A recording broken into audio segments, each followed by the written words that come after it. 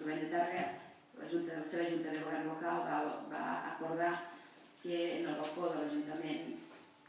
hi penjaríem, deixaríem l'estelada que ja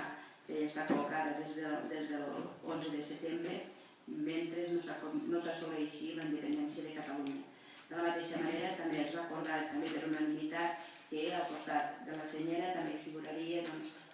vam valorar diferents propostes que també se'ns va fer com a equip de govern que